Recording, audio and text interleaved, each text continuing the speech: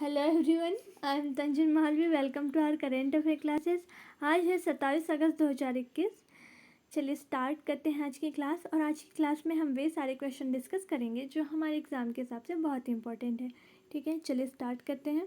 Question number first, हाल ही में किस राज्य में वांचुआ महोत्सव मनाया गया? देखो, राज्य के बारे में पूछा है कि किस राज्य में मनाया गया, तो इसका आंसर है असम। असम में क्या मनाया गया? वांचुआ महोत्सव। ये क्यों मनाया गया है? तो ये मनाया गया है फसल की अच्छी उपज के लिए। ठीक है, फसल की अच्छी उपज के लिए वांचुआ महोत्सव मनाया गया।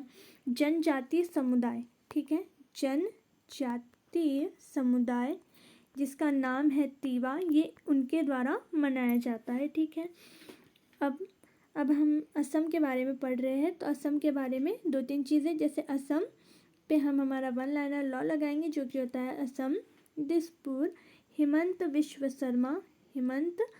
शर्मा और जगदीश मुखी। ठीक है, चलिए देखिए, केरल के बारे में हमने लास्ट वीडियो में पढ़ा था कि ओणम का त्यौहार कहाँ मनाया गया? केरल में मनाया गया। और ये भी उसी के लिए मनाया गया, किसके लिए? फसल की अच्छी उपज के लिए मनाया जाता है। ठीक है, चलिए आगे बढ़ते हैं क्वेश्चन नंबर सेकंड की ओर, कि हाल ही में टोक्यो पैरालंपिक खेलों की शुरुआत हुई, इसमें भारत की ओर से ध्वजवाहक कौन थे? तो इसका आंसर है टेकचंद, जो कि ऑप्शन नंबर सी है। ये है टेकचंद जी। ठीक है, इन्होंने क्या किया है कि भारत की ओर से ध्वजवाहक रहे किस खेल में? पैरालंपिक खेलों में। पैरालंपिक खेल होते क्या है? तो ये होते दिव्यांग लोगों के लिए ओलंपिक। ठीक है, ये ओलंपिक होता है एक टाइप का, किनके लिए? दिव्यांग लोगों के लिए। और ये कहाँ हो रहा है? तो ये हो रहा है टोक्यो में।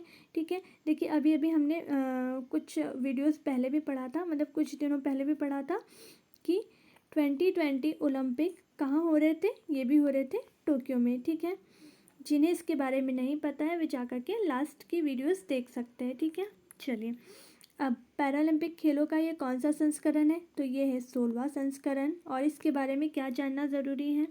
देखो, क्या हुआ था कि पहले ध्वजवाहक कौन थे? मरियप्पन थंगावेलु, जिन्होंने क्या जो किस खेल के एथलीट थे? तो ये थे ऊंची कूद के एथलीट थे। ठीक है, ऊंची कूद के। अब टेकचंद को क्यों बनाया गया? क्योंकि ये आ गए थे एक कोरोना पॉजिटिव के संपर्क में। ठीक है, हालांकि इनकी रिपोर्ट नेगेटिव आई थी, लेकिन उसके बाद भी ये क्वारंटाइन थे। ठीक है, और उनकी जगह किसे बनाया गया? ध्वजवाहक टेकचंद को। तो आपको इतना याद रखना है। ठीक है, ये था उसका 16वां संस्करण, किसका? टोक्यो पैरालंपिक खेलों का। और इसमें भारत की ओर से 54 खिलाड़ियों ने भाग लिया, जो कि सबसे ज़्यादा खिलाड़ी भारत की ओर से थे। ठीक है, सबसे ज़्यादा खिलाड़ी भारत की ओर से है। और 9 अलग अलग खेलों में ये भाग लेंगे। ठीक है, 9 अलग अलग खेलों में ये भाग लेंगे। तो आपको इस क्वेश्चन से इतना याद रखना है। ठीक है, और देवेंद्र झांझरिया, ठीक है, इनका नाम भी है ऑप्शन में। तो ये क्या है? ये भी क्या है? ये है भाला फेंक के खिलाड़ी। ठीक है, देवेंद्र झांझरिया है भाला फेंक के खिलाड़ी। और ये 2 स्वर्ण पदक जीतने वाले पहले भारतीय। ठीक है, पैरालंपिक खेलों में 2 स्वर्ण पदक जीतने वाले ये पहले भारतीय है। ठीक है, तो आपको इस क्वेश्चन से इतने सारे स्टैटिक फैक्ट पता होने चाहिए। तो अभी टोक्यो में हो रहा है पैरालंपिक खेल, जो कि है 16वां संस्करण। और भारत की ओर से ध्वजवाहक कौन है? तो टेकचंद है। ठीक है, चलिए आगे बढ़ते हैं। क्वेश्चन नंबर थर्ड, हाल ही में भारत के उपराष्ट्रपति एम वेंकैया नायडू ने किस राज्य में वैक्सीनेट इंडिया प्रोग्राम की शुरुआत की है? ठीक है, क्या की है? वैक्सीनेट इंडिया प्रोग्राम की शुरुआत की है। तो इसका आंसर है कर्नाटक के बेंगलुरु में एम वेंकैया नायडू, यानी कि हमारे देश के उपराष्ट्रपति ने इसकी शुरुआत की है। इन्होंने अपील की है कि टीकाकरण के नियमों की सख्ती से पालन करें। ठीक है, इन्होंने अपील की है क्या? कि टीकाकरण के नियमों की सख्ती से पालन करें। और देखो, कर्नाटक की बात आई है, तो कर्नाटक पे हम हमारा लगाएंगे वन लाइनर लॉ, जो कि होता है कर्नाटक बेंगलुरु BS बोम्मई। ठीक है, जो कि नवनिर्वाचित है। ठीक है, और थावरचंद गहलोत, ठीक है, थावरचंद गहलोत, ठीक है। चलिए आगे बढ़ते हैं। Question number 4। हाल ही में दुनिया का सबसे ऊंचा और सबसे बड़ा ऑब्जर्वेशन व्हील कहाँ खुलेगा? तो इसका आंसर है दुबई। दुबई शहर में क्या खुलेगा? दुनिया का सबसे ऊंचा और सबसे बड़ा ऑब्जर्वेशन व्हील दुबई में खुलेगा, ठीक है। अब ये क्या है? तो ये एक टाइप का झूला है, जैसे कि आपको पिक में दिख रहा है। यहाँ से आप दुबई के नज़ारे देख सकोगे, ठीक है, दुबई के नज़ारे देख सकोगे। इसमें इतनी भी जगह होगी कि आप यहाँ पे बैठ के खाना खा सकते हैं, रह सकते हैं, मतलब कुछ समय के लिए, ठीक है। तो ये दुनिया का सबसे ऊंचा और सबसे बड़ा ऑब्जर्वेशन व्हील है, ठीक है। और इसकी ऊंचाई कितनी है? इसकी ऊंचाई है 250 मीटर, ठीक है। इसकी ऊंचाई कितनी है? 250 मीटर है। दुबई कहाँ है? तो यूएई की ये राजधानी है, यानी संयुक्त अरब अमीरात की ये राजधानी है। देखो ये लंदन आई से इसकी तुलना करते हैं, ठीक है। लंदन आई क्या है? ये भी एक टाइप का झूला है, ठीक है, जहाँ से लंदन के नज़ारे देख सकते हैं आप, ठीक है। तो लंदन आई से इसकी ऊंचाई क्या है? दुगनी है।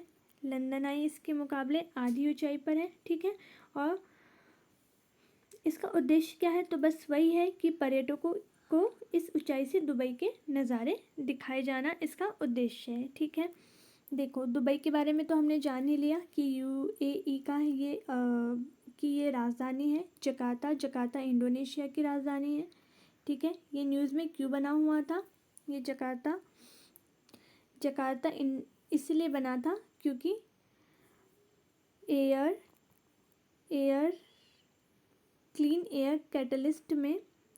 क्लीन एयर कैटलिस्ट में शामिल होने वाला ये शहर था, ठीक है। कौन सा? जकार्ता। और जकार्ता के साथ में कौन सा था? हमारे देश का इंदौर, हमारे देश के मध्य प्रदेश का इंदौर था, ठीक है। टोक्यो जापान की कैपिटल है, ठीक है, जापान की कैपिटल है। और पेरिस फ्रांस की कैपिटल है, ठीक है, आपको पता होना चाहिए।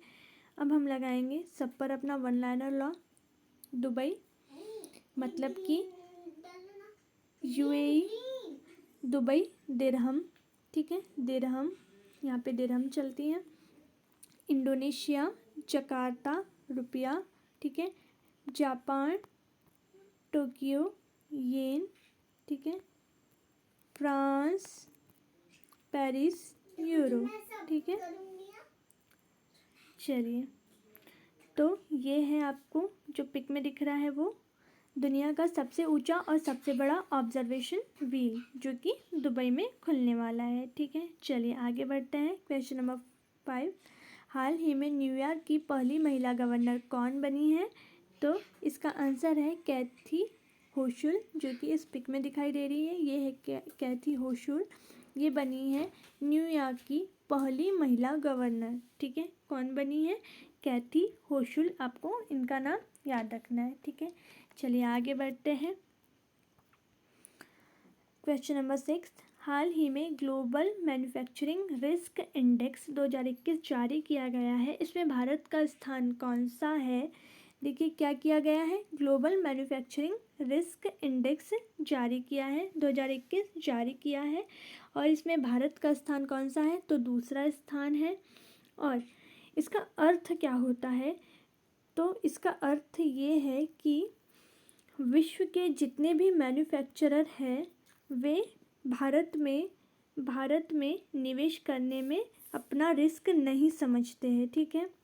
ये सेकंड नंबर पर है, यानी कि ये सुरक्षित है, ठीक है। मतलब ये यहाँ पे निवेश करने में इंटरेस्टेड है, ठीक है। पहले नंबर पर कौन है? तो पहले नंबर पर है चीन, दूसरे पे है भारत और तीसरे पर है अमेरिका। तो देखिए हमने अमेरिका को पछाड़ करके सेकंड नंबर पर अपनी जगह बना ली है, ठीक है। अब ये जारी कौन करता है ये लिस्ट? तो ये जारी करता है कुशमैन एंड वेकफील्ड के द्वारा ये जारी होती है ये इंडेक्स जारी होता है, ठीक है। तो भारत का स्थान आपको याद रखना है, दूसरा है, पहले पर चीन है और तीसरे पर है अमेरिका, ठीक है, तीसरे पर है अमेरिका। चलिए आगे बढ़ते हैं। क्वेश्चन नंबर 7 जो कि है, हाल ही में $100 अरब की मार्केट कैप को पार करने वाली चौथी भारतीय फर्म कंपनी कौन सी बनी है। देखो भारतीय कंपनी में बताना है और भारतीय फर्म कंपनी में बताना है जो कि $100 अरब की मार्केट कैप को पार करने वाली बनी है। तो इसका आंसर है इन्फोसिस।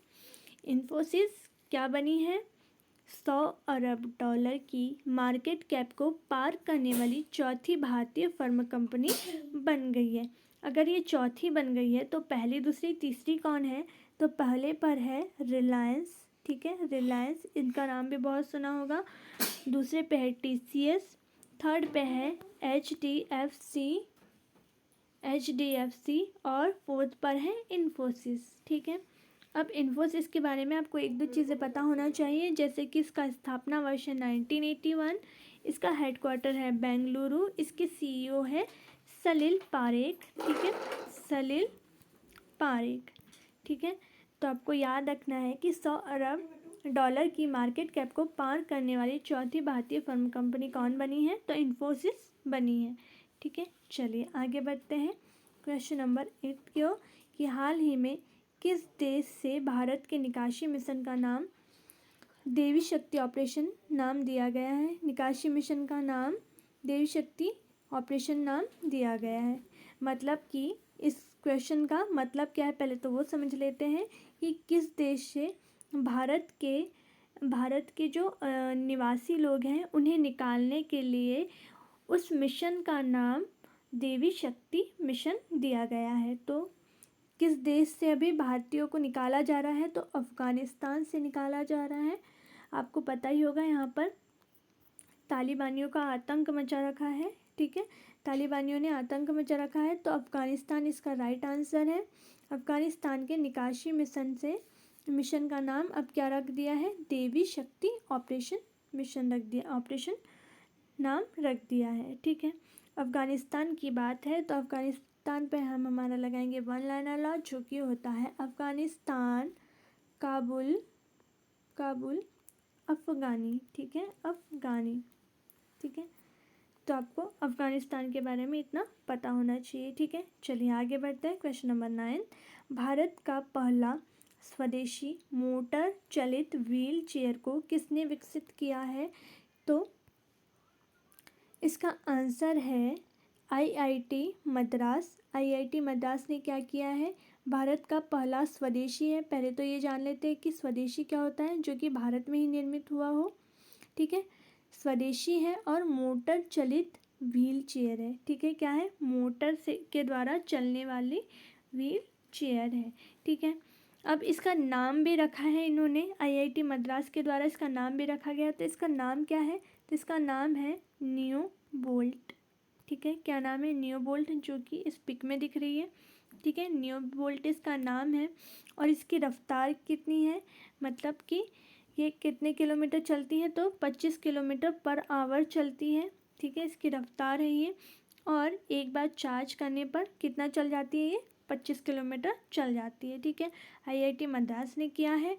और ये देखो IIT मद्रास ने और भी क्या किया था कि इसने भारत की पहली स्टैंडिंग व्हील चेयर भी इसी ने बनाई थी। कौन सी, पहली स्टैंडिंग व्हील चेयर, जो कि ऐसी व्हील चेयर जिस पर कि खड़ा, जो कि जिस पे खड़े होकर भी काम किया जा सकता है, ठीक है। तो स्टैंडिंग व्हील चेयर भी IIT मद्रास के द्वारा बनाई गई थी, ठीक है। तो ये है हमारे भारत की पहली स्वदेशित मोटर चलित व्हील चेयर, ठीक है। तो आपको याद रखना है कि ये IIT मद्रास ने निर्मित की है, ठीक है। चलिए आगे बढ़ते हैं। क्वेश्चन नंबर 10 हाल ही में भारत का पहला केंद्र शासित प्रदेश कौन बना है जिसने अपने प्रवासियों के लिए शिकायत निवारण पोर्टल लॉन्च किया है। क्या किया है इन्होंने, भारत का, पहले तो ये जान लो कि भारत का ये पहला ऐसा केंद्र शासित प्रदेश बना है। अब तक के मतलब किसी भी केंद्र शासित प्रदेश ने ऐसा इनिशिएटिव नहीं लिया था जो कि इसने लिया है किसने? जम्मू कश्मीर ने। इसने अपने प्रवासियों के लिए शिकायत निवारण पोर्टल लॉन्च किया है। क्या किया है?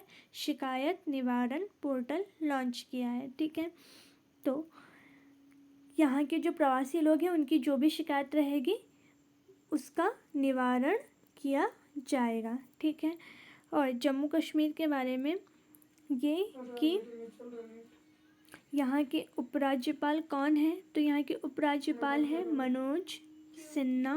ठीक है, मनोज सिन्हा यहाँ के उपराज्यपाल है। देखो, ये जो शिकायत निवारण पोर्टल है, इसमें एक खासियत ये भी है कि जिला स्तरीय भी काम करेगी। ठीक है, जिला स्तरीय भी ये पोर्टल काम करेगा। ठीक है, तो ये भी इम्पॉर्टेंट है हमारे लिए जानना कि ये भारत का पहला केंद्र शासित प्रदेश बना है जिसने अपने प्रवासियों के लिए शिकायत निवारण पोर्टल लॉन्च किया है। ठीक है, चलिए आगे बढ़ते हैं। अब है हमारा कल का क्वेश्चन जो कि पूछा गया था, हाल ही में ओणम का त्यौहार किस राज्य में मनाया गया है? तो इसका आंसर है केरल। केरल में क्या मनाया गया? ओणम का त्यौहार मनाया गया जो कि 10 दिनों तक चलेगा। ठीक है, 10 दिनों तक चलेगा। और ये क्यों मनाया जाता है? तो ये फसल की अच्छी उपज के लिए मनाया जाता है, जो कि हमने क्वेश्चन नंबर फर्स्ट में भी एक बार रिवाइज कर लिया था इसे, कि ओणम का त्यौहार केरल में मनाया जाता है, फसल की अच्छी उपज के लिए मनाया जाता है। ठीक है, चलिए हमारे लिए इतना इम्पोर्टेंट है। चलिए अब है क्वेश्चन नंबर हमारा होमवर्क का क्वेश्चन, जो कि क्या है? हाल ही में पश्चिम बंगाल की किन 2 मिठाइयों को जीआई टैग प्राप्त हुआ है? तो आपको उन 2 मिठाइयों का नाम बताना है और किस राज्य से है। तो पश्चिम बंगाल से, तो पश्चिम बंगाल के भी स्टैटिक फैक्ट आपको यहाँ पे बताने हैं। ठीक है, इससे क्या होगा कि आपका रिवाइज हो जाएगा। अगर आपको पता है तो आपका रिवाइज हो जाएगा, नहीं पता है तो आप सर्च करके भी लिखेंगे तो आपको पता चल जाएगा, और जिसे नहीं पता है वो कमेंट पढ़ के उन्हें भी पता चल जाएगा। ठीक है, चलिए आज के लिए इतना काफ़ी है। Thank you.